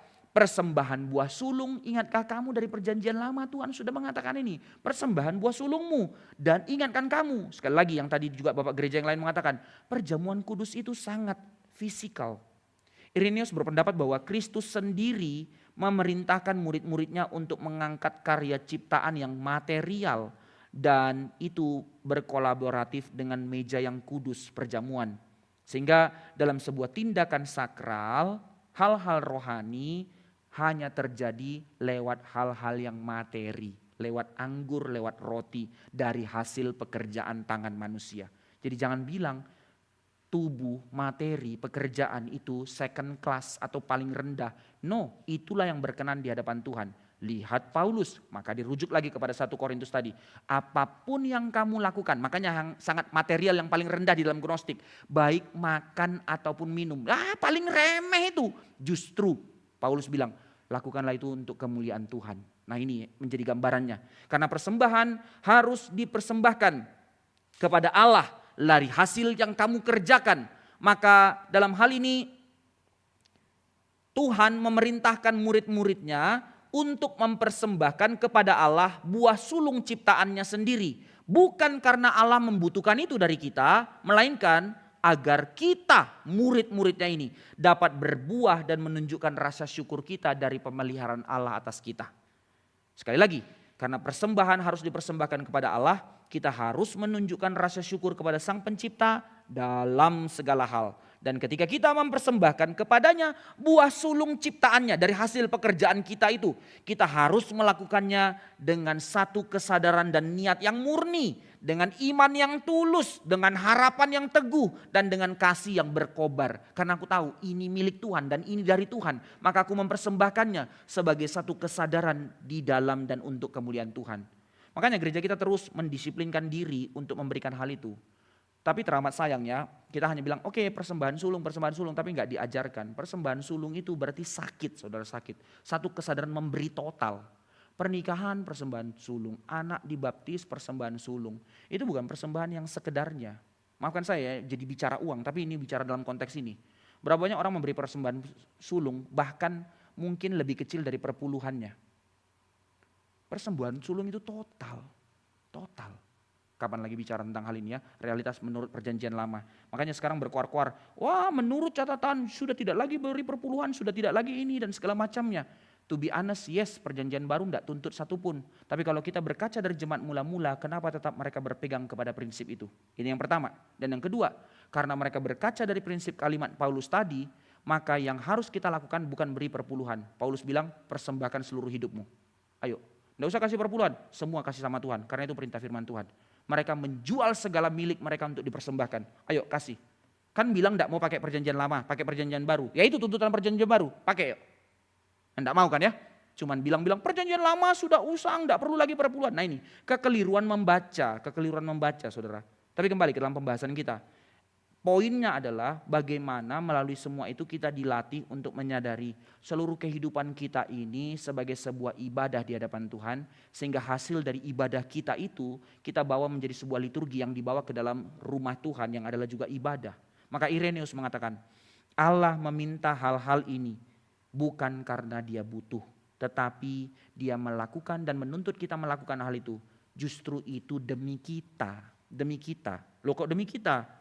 Supaya kita tidak menjadi orang-orang yang tidak berbuah. Dengan pekerjaan dan kita tahu buahnya, hasilnya kita persembahkan kepada Allah. Maka kita pun tahu bagaimana hidup kita menjadi hidup yang dipelihara oleh Allah. Untuk menjadi kehidupan yang berbuah untuk dipersembahkan pula kepada Allah. Latihan liturgi pekerjaan dan hasil pekerjaan yang dibawa kepada ibadah adalah latihan untuk mengerti hidup yang berbuah. Demikian pula firman yang sama dari Kristus memerintahkan umat Allah untuk memberikan persembahan dari hasil pekerjaanmu. Bukan karena Kristus membutuhkan, tetapi untuk mengajar kita melayani Allah. Sebagaimana kehendaknya agar kita juga senantiasa mempersembahkan persembahan kita di altarnya. Ini panggilannya. Hal ini membantu kita memahami poin konkretnya kepada kita. Instruksi liturgis dari Irenaeus yang ketat ini supaya para pekerja membawa persembahan di dalam ibadah dengan rutin dan tanpa henti, karena melalui frekuensi persembahan itulah, itu menjadi pola, itu menjadi liturgi para pekerja yang dipraktekkan ke dalam ekonominya Kristus. Means, sehingga dengan cara itu kamu di tengah-tengah dunia bekerja dengan ekonomi dunia itu tidak menelan kepalamu. Tetapi di tengah-tengah realitas pekerjaan kamu harus berhadapan dengan sistem ekonomi dunia. Pajaklah, suaplah dan segala macam. Tapi bagaimana ekonomi Allah ini bertarung dengan ekonomi dunia. Makanya kamu membiasakan pola ibadah. Di dalam terjemahan lain, Petrus mengatakan jangan menjauhkan diri dari pertemuan-pertemuan ibadah. Kenapa? Itu yang membentuk sistem ekonomi Allah di dalam kepala kita untuk kita bisa mampu berhadapan-hadapan dengan sistem ekonomi dunia sehingga kita tidak kompromi. Atau ada orang-orang yang tidak kompromi tapi dia tidak tahu bahwa itu salah karena dia tidak memiliki pemikiran dari kebenaran. Justru pertemuan-pertemuan ibadah membentuk satu sistem liturgi kehidupan, liturgi ibadah yang membentuk liturgi kehidupan di dalam dunia kerja kita. Itulah keseriusannya. Sekali lagi, kenapa harus demikian? Karena kerja itu begitu matters di hadapan Allah. Dari awal kita dicipta sebagai gambar rupa Allah untuk bekerja. Dan ketika kita ditebus didesain untuk bekerja. Efesus 2 ayat 10. Dan sampai kedatangan Kristus yang kedua di dalam bumi baru Yerusalem baru untuk kerja. Maka kalau kita mengerti setting kita sekarang kerjanya error, bagaimana kita bisa mengerti nanti setting kerja di bumi baru Yerusalem baru? Akhirnya kita nggak benar-benar menikmati nanti joyful di sana. Karena joyful peranya sekarang, JR-nya sekarang. Kita nggak sadari itu yang jadi main course-nya. Kita berpikir ya pokoknya persekutuan dengan Tuhan, I endow relationship. And yet pekerjaan kita nggak jadi ibadah. Error. Persembahan Kristen mengundang kita para pekerja untuk memasuki pertukaran ekonomi. Maksudnya apa? Titik temu Allah dengan dunia. Titik temu antara spiritual dengan dunia itu lewat apa? Ibadah dan kerja. Persembahan mengarahkan baik pekerjaan maupun pekerjaan itu kepada tiga hal. Melalui kita memberi persembahan rutin dari hasil apa yang kita kerjakan, itu membawa kita kepada respon untuk meresponi tiga hal. Mengapa kita harus memberi persembahan secara rutin dan terus tanpa henti? Itu kan tadi yang dikatakan Irenaeus. Supaya kamu ingat 3 panggilan kamu sebagai gereja. Melalui persembahan kamu ingat kepada panggilan misi. Amanat agung itu dilaksanakan dan bisa diterapkan melalui orang-orang yang mengerti arti berbagian. Misi. Tidak ada persembahan bagaimana menjalankan pelayanan misi. Itu satu. Tidak hanya itu. Melalui persembahan kamu membawanya menjadi penyembahanmu kepada Allah. Sebagaimana konteks perjanjian lama itu menjadi dupa yang harum bagi kemuliaan Tuhan. Menjadi bagian dari pekerjaan kerajaan Allah, rumah Tuhan. Dan yang ketiga yang sangat serius, Kristus pun mengatakan hal ini. Dan tadi di dalam Efesus pasal 2 mengatakan ini, Efesus pasal 4. Baiklah seorang yang mencuri tidak lagi mencuri tapi bekerja keras dengan tangannya sendiri untuk melakukan pekerjaan yang baik. Supaya apa? Menolong orang miskin. Saudara, kenapa kamu kerja? Nah ini bukan social gospel. Tetapi ternyata ini yang kurang. To be honest, semper reformanda yang harus dikritik di dalam gereja kita. Saya sangat serius mengatakan hal ini. Kita kurang mengumandangkan hal ini. Padahal Yesus bilang, apa tanda engkau memperhatikan aku? Apa kata Alkitab? Ada ingat? Kuis. Perhatikanlah janda-janda miskin dan anak-anak terlantar. Saudara, berapa hati kita mengkomitmenkan hal ini? Perpuluhan, oke. Janji iman dalam gereja, oke. Ada bahkan kalimat, di mana Pak Tong bikin janji iman, di situ saya ada. Oh, bagus komitmennya ya, saya ikut janji iman. Oh, sangat puji Tuhan loh, sangat puji Tuhan. Saya tidak sedang mengkritik atau mengkonter hal itu. Justru itu tanda orang yang sangat-sangat mengerti pekerjaan Allah itu begitu serius. Tetapi pertanyaan saya, bukan untuk orang itu tapi untuk kita juga. Sebegitu seriusnya jugakah kita untuk menyisihkan, bukan menyisakan, menyisihkan sebagian dari apa yang Tuhan berikan kepada kita untuk orang miskin. Agak asing ya dengar kalimat ini. Saudara, berapa banyak hati kita terlalu pelit, terlalu kecil. Tuhan sedih loh. Berapa banyak kita untuk urusan tukang parkir aja susahnya setengah mati. Kalau bisa lari nggak bayar parkir, tuh kayaknya wah gol. Kayak Ronaldo lagi cetak gol tuh. Saya nggak ngerti loh orang Kristen punya hati sepicik itu. Maafkan saya kalau ada yang di sini. Bertobatlah. Kalimat umum bahkan di dalam konsep filosofi Konghucu juga ada kayak gitu kok. Kamu tidak menjadi miskin karena uang kecilmu terjatuh dan dia tidak menjadi kaya karena uang itu diambilnya. Itu masih prinsip umum saja. Tetapi kekristenan juga bilang, bahkan bukan hanya itu. Dari bagian liturgi persembahan yang kau lakukan, Tuhan mengajarmu 3 hal. Untuk misi, untuk pekerjaan rumah Tuhan, dan untuk orang miskin. Ini liturginya, maka mereka berlomba-lomba bekerja sehingga itu tadi yang dikatakan mereka meresepsi dari apa yang dikatakan Paulus dalam Efesus 4 ayat 28. Dulu kamu pencuri dalam segala cara pikiran, cara kerja yang rusak. Kamu sekarang setelah ditebus, kamu tidak boleh lagi mencuri. Tapi bukan hanya panggilan pasif, tapi panggilan aktif. Hendaklah kamu bekerja keras dengan tanganmu sendiri melakukan pekerjaan baik. 3 kriterianya. Supaya ada meaning, ada purpose. Supaya apa? Engkau bisa memberikan kepada orang yang berkekurangan. Maka dalam hal ini terjadi pertukaran ekonomi, titik temu ketersalingan, kekekalan dan kesementaraan melalui kita kerja dan ibadah. Apa yang terjadi titik temunya? Bahwa melalui pekerjaan kita melihat Allah dan melihat diri kita manusia ciptaan Tuhan di hadapan Allah di tengah-tengah dunia materi. Ini disebut ekonomi yang rangkap. Di dalam hubungan timbal balik antara dunia dan tempat kudus di hadapan Allah. Maka melalui pekerjaan kita di dunia apa yang terjadi, saudara ingatlah waktu engkau bekerja, karena itu panggilan yang diberikan Tuhan kepadamu. Bahwa itu terjadi karena Allah pencipta dan yang mempunyai alam ciptaan ini menawarkan ciptaannya kepadamu untuk engkau kelola. Itu arti kita bekerja. Dan kita sebagai umat Allah sekarang meresponi undangan Tuhan, tawaran Allah. Kita sebagai pekerja menerima ciptaan Allah untuk kita kelola sebagai wakil Allah. Sekali lagi, maka ini motifnya. Pekerjaanmu, bisnismu, uangmu itu bukan milikmu. Tapi itu kepercayaan Allah atas kamu. Maka kalau kita lihat ini dari kitab Musa, sebenarnya kerja dan hasil kerja, kepenguasaan dalam Kejadian pasal 1 ayat 27 itu menjadi tolok ukur, jadi barometer nilai dignitas kita sebagai gambar rupa Allah. Karena itu hal yang dipercayakan Allah kepada kita sebagai wakilnya. Dan yang ketiga dalam hal ini di dunia, Allah menawarkan ciptaannya kepada kita para pekerja, sehingga kita para pekerja meresponi undangan dan tawaran Tuhan untuk menerima ciptaan Allah untuk kita kelola, sehingga Allah dan kita umatnya yang menjadi para pekerja berkolaborasi dalam ciptaan melalui pekerjaan kita sehari-hari. Karena kita tahu bahwa di dalam tema besar kerajaan Allah, Allah itu raja dan alam semesta ini kerajaannya. Tapi siapa yang dipercayakannya mengelola kerajaannya? Manusia yang diikatnya dengan covenant. 4 pilar besar Alkitab. Sang raja, kosmos kerajaannya, manusia, dan covenant.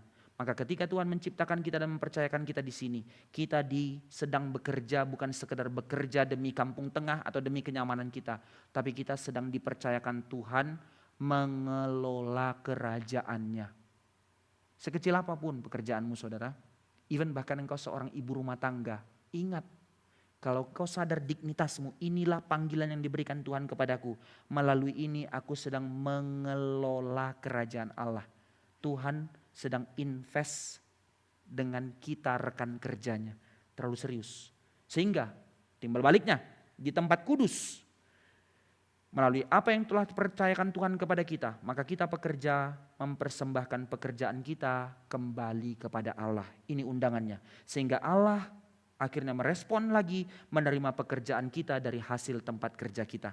Lihat tadi undangannya dari Tuhan, kita meresponi. Sekarang setelah kita mengerjakannya, kita membawanya kepada Allah dan Allah menerimanya. Hubungan timbal balik. Maka Allah menawarkan pekerjaan yang lebih baik. Setelah kita memberikan persembahan kepada Allah, kita setia di dalam perkara yang diberikan Tuhan, maka hubungan timbal baliknya kembali, Allah akan menawarkan pekerjaan yang lebih besar kepada kita para pekerja. Apa pekerjaan yang lebih besar yang ditawarkannya? Dia mau kita menikmati Dia. Lewat Kristus, lewat roti dan anggur. Jadi perjamuan kudus itu dari hasil kerja manusia, roti dan anggur dari tangan. Kita menikmati pekerjaan Allah terjadi dalam hidup kita. Melalui roti dan anggur yang kita kerjakan, Allah memberikan pekerjaannya dalam hidup kita. Kita menyadari penebusan Kristus sedang dikerjakan. Nah ini lihat keseriusannya Tuhan. Maka Tuhan tidak memandang remeh pekerjaanmu, tapi pekerjaanmu yang dipakainya untuk menyadarkanmu. Simbolik penebusannya atas kita. Maka para pekerja menerima pekerjaan yang lebih agung dari Tuhan. Roti dan anggur lewat dari hasil yang kita kerjakan. Loh saya kan gak petani gandum Pak, saya kan gak petani anggur Pak. Ingat yang tadi, dari hasil pekerjaanmu untuk rumah tangga, rumah Tuhan. Kayaknya operasional gerejawi itu. Memfasilitasi semua itu. Meja sakramen itu dan segala macamnya. Dari hasil kerjamu. Maka di sini kita boleh melihat Allah dan kita para pekerja dipersatukan bukan melalui something yang mistis, tapi lewat panggilan kerja. Cara Tuhan membuat kita bersekutu dengan Dia bukan dengan hal-hal yang hanya spiritualitas di dalam perenungan firman, dalam doa, ya tentu itu iya. Tetapi yang real dalam sehari-hari kita bersatu dan bersekutu dengan Tuhan lewat apa? Kerja. Baik lewat kerjanya kita, baik lewat kerjanya Allah, sakramen tadi kan ya. Namun pertukaran yang penuh rahmat ini tidak berakhir. Karena ibadah bersama akan berakhir, kolaborasi liturgis di rumah Tuhan akan selesai. Tapi itu tidak berakhir. Dilanjutkan di mana? Di dunia kerja. Nah ini kolaborasinya. Maka Allah dan para pekerja senantiasa menawarkan pekerjaan kepada satu dengan yang lain. Allah menawarkan kepada kita, kita meresponi dan kita meresponi dan menawarkan kembali kepada Allah dan Allah meresponi dan memberikan perkara besar kepada kita. Allah dan para pekerja senantiasa saling memberi, saling menawarkan pekerjaan satu dengan yang lain. Allah memperhitungkan pekerjaanmu sebagai sebuah tawaran, sebagai sebuah pemberian kepada Allah. Loh, dia tidak butuh apa-apa kok, tapi waktu kita memberikan itu, Tuhan berkenan. Maka Allah dan para pekerja kita senantiasa menerima pekerjaan satu dengan yang lain. Pertukaran yang penuh rahmat ini antara Allah dengan kita dan seluruh ciptaan terkait di situ karena melalui hasil kerja kita, inilah yang disebut ekonominya Allah, liturgi kehidupan orang umat tebusan. Dan ritual persembahan adalah bagaimana kita meresponi pekerjaan kita, hasil pekerjaan kita menjadi satu hal yang dapat dipraktekkan di dalam ekonomi Allah di dalam gereja Tuhan. Tuhan terlalu baik. Padahal apa sih yang kita hasilkan? Dia enggak, udah gak usah lu kerja, gue yang kerjain sendiri bisa kok. Tetapi dia menanti hasil kerja kita itu dibawa untuk dipakai untuk mengerjakan pekerjaan Allah yang besar. Padahal dia tidak butuh. Itulah Tuhan kita. Maka konsep ini bukan dijadikan menjadi konsep yang kita hidupi di dalam konsep kontraktual. Oke ya, sah ya, sudah ngerti ya, itu arti kerja ya. Maka tekan kontrak nih sekarang, seperti bos dengan bawahan. No, Tuhan tidak mengikat kita di dalam kontraktual untuk mengerjakan sistem ekonomi dua arah ini. Tetapi ini adalah pertukaran yang dipenuhi dengan kasih dan rahmat. Ini bersifat covenant yang diikatkan Allah melalui penebusan Kristus atas kita. Sehingga dunia kerja tapi tidak mengerti kerja dalam setting ini. Tapi kita orang-orang yang ditebus sadar inilah arti kita kerja. Seserius itulah pekerjaan di mata Tuhan. Makanya itu terjadi hanya melalui covenant dari Kristus yang telah mati dan bangkit untuk kita. Pekerjaan tidak melakukan apapun untuk menjadi layak diterima oleh Tuhan, tetapi karena belas kasih dan anugerah Allah kita ditebus sehingga pekerjaan kita itu adalah desain yang disiapkan Tuhan dari kekekalan, Efesus 2 ayat 10, untuk menjadi satu kehidupan kita yang diperkenankan di hadapan Allah. Demikian pula persembahan kita dari hasil pekerjaan kita diterima oleh Tuhan bukan karena itu sempurna, melainkan sekali lagi karena belas kasihannya menerima kita menjadi anak-anaknya. Pada akhirnya persembahan kita sebagai seorang pekerja tidak muncul dari keinginan kita, tidak muncul dari hasil atau kemampuan atau kontribusi kita, tidak muncul kita persembahkan karena sudah kontrak kerja dengan Tuhan, tidak muncul dari sebuah perasaan manipulasi. Lihat, ini sangat menghajar konsep persembahkanlah persembahanmu, maka doa berkat engkau akan diberkati 30 kali lipat, 60 kali lipat, 100 kali lipat. Cilaka, kontribusi sekali, manipulasi sekali. Itu bukan tindakan ekonomi Allah. Sebaliknya, persembahan kita dari hasil pekerjaan kita itu adalah sebagai sebuah respon penuh sukacita terhadap persembahan utama Allah. Karena Kristus sudah mempersembahkan nyawanya untukku. Maka aku mempersembahkan hidupku sebagai satu ibadah di hadapan Tuhan. Inilah yang namanya pertukaran yang penuh rahmat. Pertukaran yang penuh kasih. Pertukaran yang karena covenant. Karena satu respon cinta yang begitu penuh di dalam Kristus. Sehingga bukan kontraktual. Persembahan memberi para pekerja kesempatan melalui hasil pekerjaan kita persembahkan. Itu namanya kita diberi kesempatan untuk merayakan, untuk mengingat, untuk mempraktekkan ekonomi Allah yang sudah dipertaruhkan kepada kita. Kita persembahkan lagi di dalam kasih dan ucapan syukur.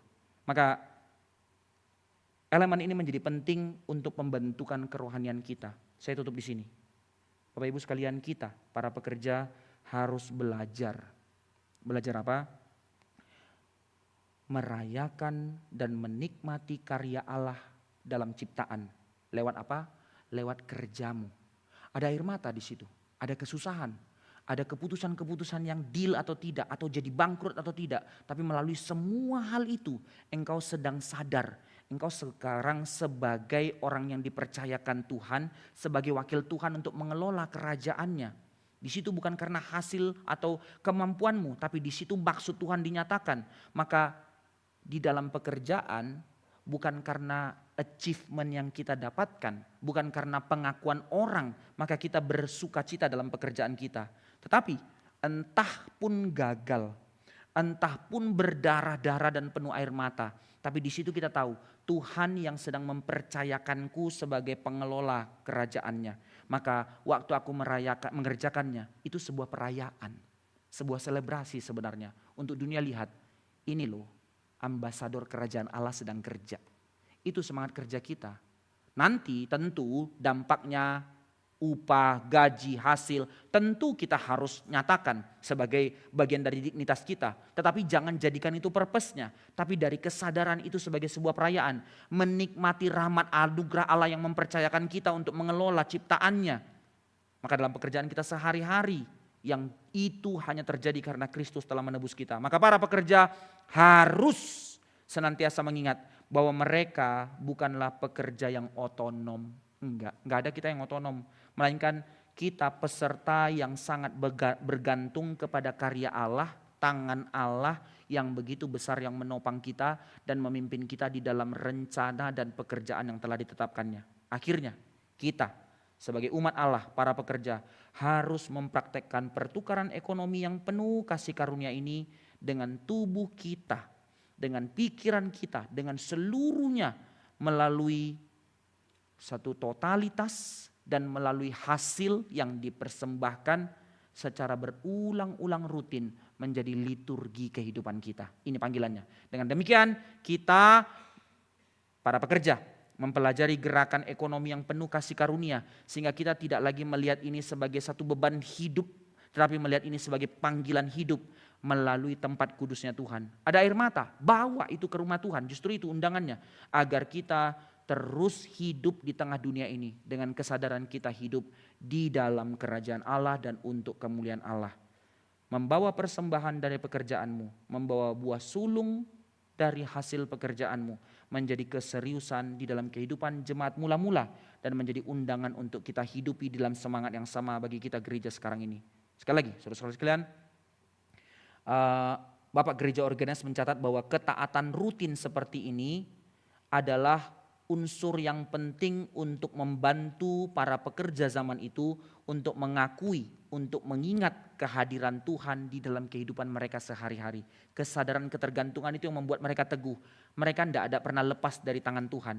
Sehingga Origenes secara khusus membahas seorang pekerja yang gagal mempersembahkan buah sulung, orang-orang yang gagal menjadikan persembahan itu liturgi dalam kehidupannya, maka dia akan menjadi orang yang senantiasa bersungut-sungut dan penuh keluh kesah di dalam hidupnya. Karena dia nggak tahu arti bergantung, dia nggak tahu arti pemeliharaan, dia nggak tahu arti bersyukur. Justru kamu yang rusak kalau kamu nggak menerima undangan liturgi ini untuk kamu hidupi. Itu kata Origenes.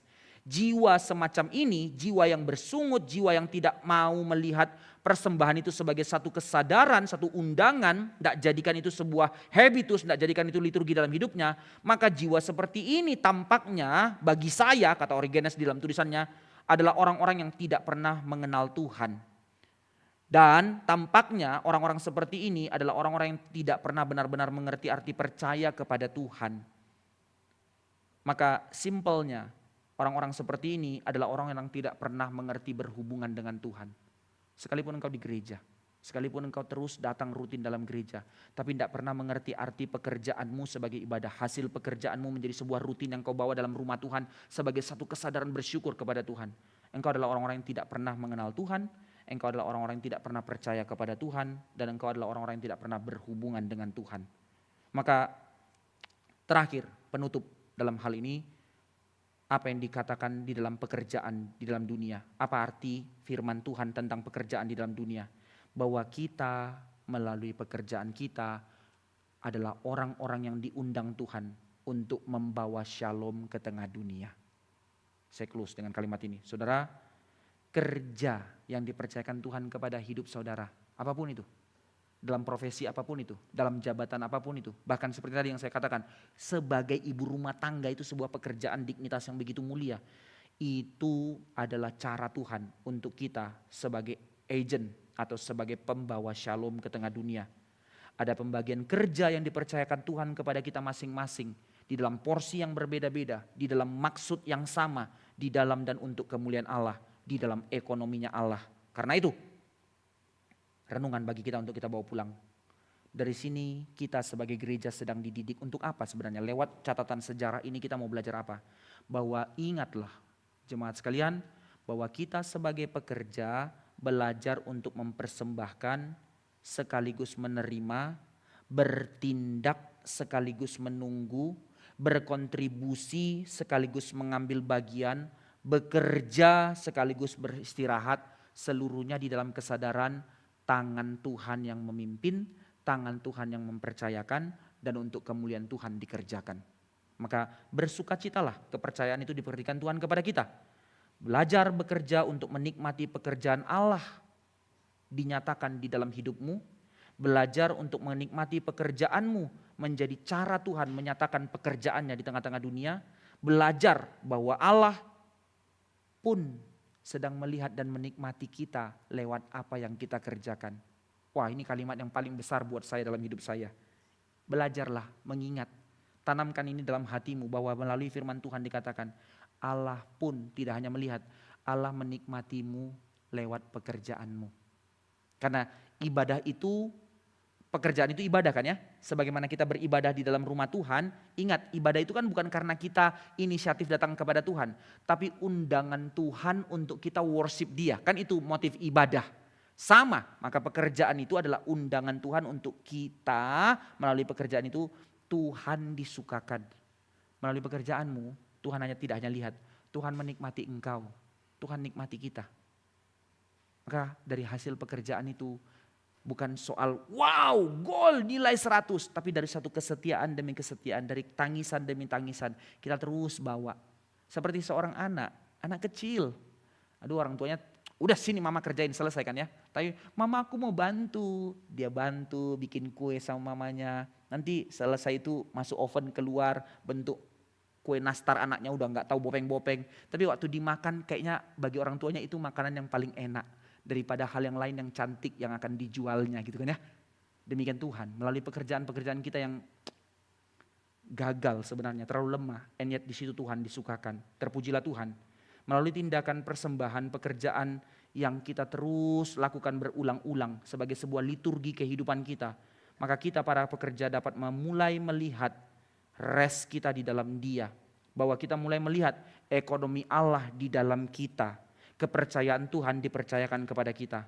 Maka di meja Tuhan, di perjamuan kita menyadari kita para pekerja rest di dalam Dia, ditebus di dalam Dia, di dalam pengharapan di dalam Dia. Maka semua pekerjaan kita secara keseluruhan akan menjadi satu hal yang bergantung kepada anugerahnya. Diteguhkan di dalam panggilan, dalam penebusannya. Ini cara kita hidup. Di sini kita memulai bergeser fokus. Dari tindakan mempersembahkan pekerjaan kepada tindakan menerima pekerjaan ilahi untuk kita kerjakan. Jadi bukan soal motivasi kita memberi kepada Tuhan, kontribusi kita kepada Tuhan, tapi kita sekarang sadar pekerjaan kita itu apa yang dipercayakan Tuhan, kita responi untuk kita persembahkan kepada Tuhan. Beralih konsepnya, bukan dari inisiatif manusia, tapi dari buah sulung yang dipercayakan Allah di dalam Kristus kepada kita untuk undangan kita menghidupi panggilan Tuhan sebagai duta besar kerajaan Allah di tengah dunia. Dengan ini kita telah ditebus, ingat kita telah ditebus, dan karena kita ditebus, kita telah dipanggil untuk bekerja di dalam dunia Bapa, menyatakan kehadiran Allah di tengah-tengah dunia lewat pekerjaan kita.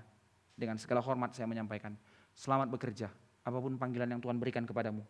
Tunaikanlah tugas panggilanmu sebagai gereja Tuhan, sebagai alat kemuliaan Tuhan, sebagai duta besar kerajaan Allah di tengah dunia ini lewat pekerjaanmu, sebagai agen-agen kerajaan Allah. Nyatakanlah shalom ke tengah dunia lewat kerjamu. Amin. Mari kita berdoa.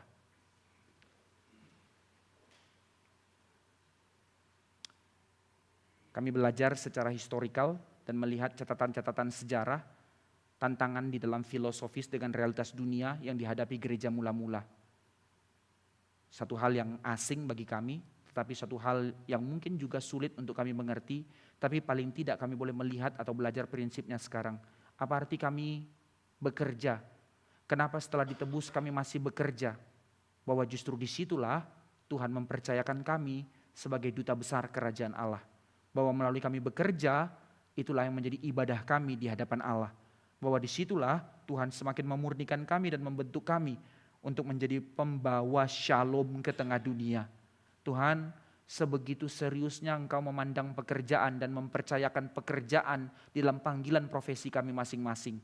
Kiranya kami tidak mengabaikannya, kiranya kami tidak menyepelekannya, Tapi sekali lagi kami boleh meresponi, dan sekali lagi kami boleh menggumulkan, sekali lagi kami boleh mengevaluasi bagaimana selama ini kami bekerja, etos kerja kami, dan bagaimana kami selama ini di dalam meresponi hasil dari pekerjaan kami untuk dibawa kepada Tuhan, di dalam memikirkan pelayanan misi, di dalam memikirkan kerajaan Allah, dan di dalam memikirkan orang-orang yang berkekurangan. Ajar kami untuk melihat seluruh aspek ini sebagai sebuah liturgi kehidupan yang Tuhan mau kami hidupi.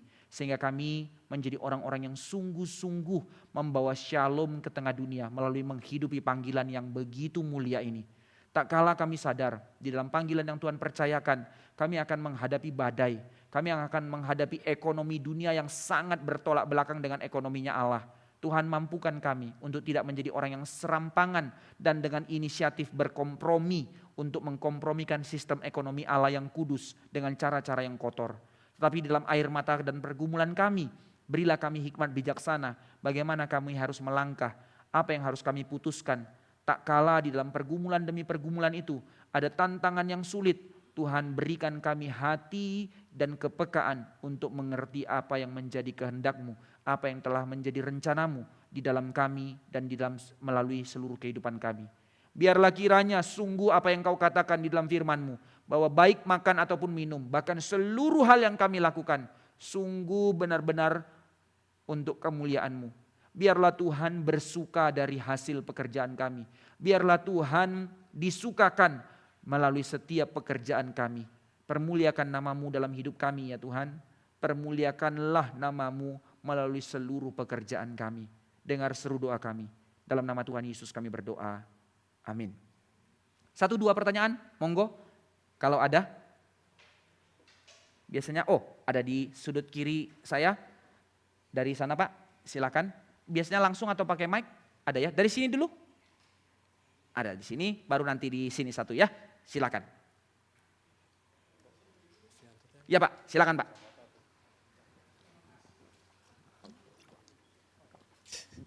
Makasih. Saya mau memastikan dulu statement pertama bahwa ibadah itu adalah GR, pekerjaan itu adalah praktek yang realnya. Ada motif itu, ya oke. Itu satu poin. Terus yang kedua adalah pekerjaan itu adalah sarana pembawa shalom gitu ya Pak. Ya. Yang jadi pertanyaan saya, berapa banyak porsi khotbah di gereja, kalau memang pekerjaan itu sangat penting, yang sering diucapkan atau diajarkan di mimbar tiap minggu, sehingga orang mengerti bahwa pekerjaan itu penting Pak. Seberapa sering hal seperti ini menceritakan terus-menerus bahwa pekerjaan itu penting, dibanding misalnya tema-tema khotbah yang lain gitu. Ya. Mungkin itu aja pertanyaannya Pak. Oke, thank you Pak. Memang itu menjadi satu hal yang polemik ya. Bukan hanya sulit tapi polemik. Karena kan aspek kehidupan kita itu sangat luas. Ada saat di mana mimbar itu memutuskan khotbah secara tematik. Which is membahas satu konsep secara khusus, tema kerja. Tetapi kan kita mau melihat bahwa ada saat di mana kita memilih di dalam gereja juga khotbah ekspositori gitu kan ya. Gitu. Yang di mana secara khotbah ekspositori itu kan terlalu luas cakupannya. Tetapi yang tujuannya sebenarnya sama, bagaimana kita melihat firman Tuhan dan melihat kisah kehidupan umat Allah di dalam kehidupan mula-mula meresponi, nanti dari situ relate-nya terlalu banyak aspeknya yang akan dihidupi. Artinya walaupun tidak khotbah secara tematik, dalam hal ini tidak mengagungkan GRII, tapi saya masih bersyukur fondasi dari gereja ini mendesain atau membentuk satu sistem berpikir di dalam hidup jemaat Tuhan melalui khotbah yang ada untuk menjadi sebuah kesadaran yang implementasinya real dalam seluruh aspek hidup, termasuk di dalam pekerjaan.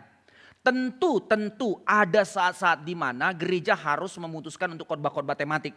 Sebagaimana seriusnya kita melihat family, nanti ada khotbah seri keluarga. Sebagaimana kita seriusnya memikirkan tentang tentang tema kekudusan, spesifik tema kekudusan yang akan diimplementasikan dalam seluruh aspek hidup. Tentu harus ada itu termasuk dengan tema pekerjaan. Yang dimana kalau itu tidak tercover di dalam ibadah minggu, nah lewat edukasi seperti ini.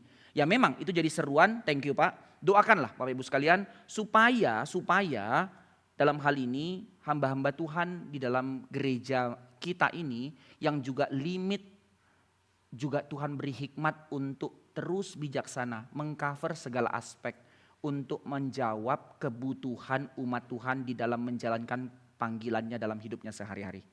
Kira-kira menjawab demikian ya Pak ya? Memang tidak gampang sih memang. Seberapa harus? Ya harus. Tapi bagaimana membangun porsinya?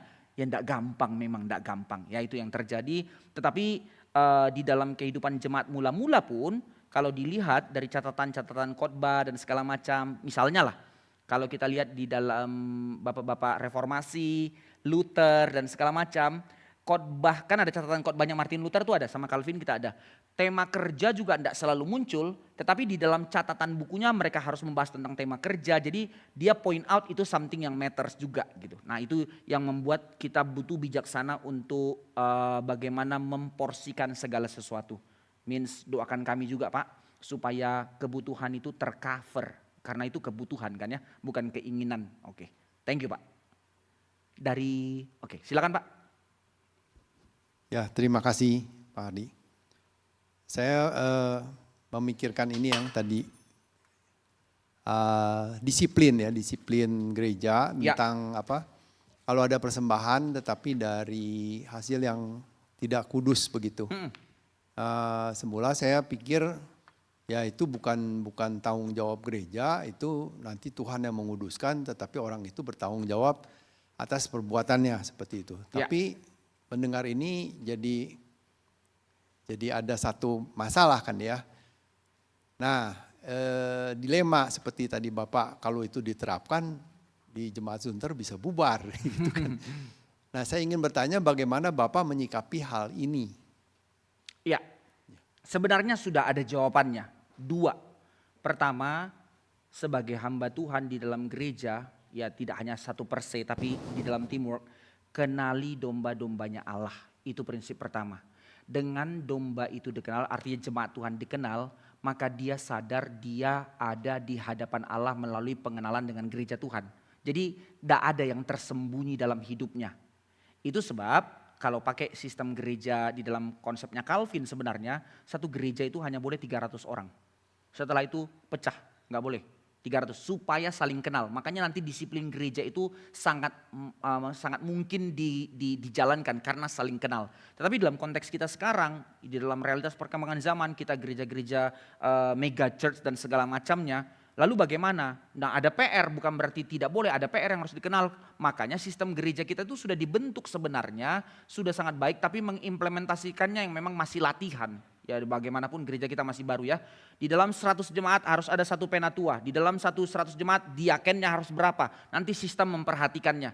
Nah itu porsi itu tujuannya dalam hal ini bukan sebagai pengawas atau sebagai polisi. Tetapi sebagai pensyafaat. Sebagai satu kesadaran perpanjangan tangan. Yang membuat kita saling memberi diri.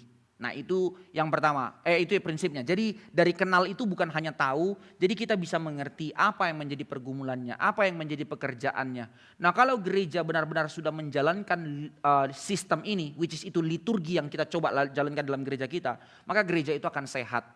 Tentu dalam hal ini kita tidak sampai kepada tahap kepada konsep gereja mula-mula. Ada konteks memang di dalam keadaan gereja mula-mula sebagaimana Israel keluar dari Mesir itu. Bagaimana mereka benar-benar merepresentatifkan pertama kali berdirinya kerajaan Allah. Maka genuinnya, originalitasnya kesadaran itu benar-benar tidak boleh dikompromikan. Makanya Anania Safira harus dimatikan ketika mereka menipu dengan hasil penjualan tanahnya. Tapi setelah itu kenapa nggak dicatat demikian? Bukan berarti menjadi kompromi, tetapi itu menjadi representatif untuk umat tahu kesadaran itu, kekudusan itu untuk dihidupkan, untuk dihidupi dalam gereja. Tapi bagaimana cara menghidupinya?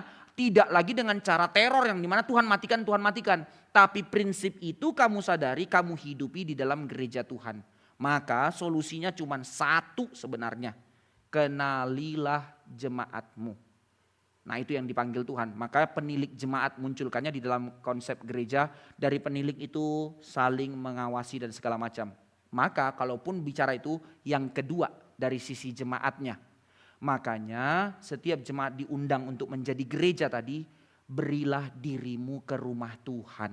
Nah ini yang jadi masalah. Somehow jemaat hanya menjadikan dirinya itu sebagai seorang penonton. Atau menjadi seorang tamu dalam gereja. Ini yang problem.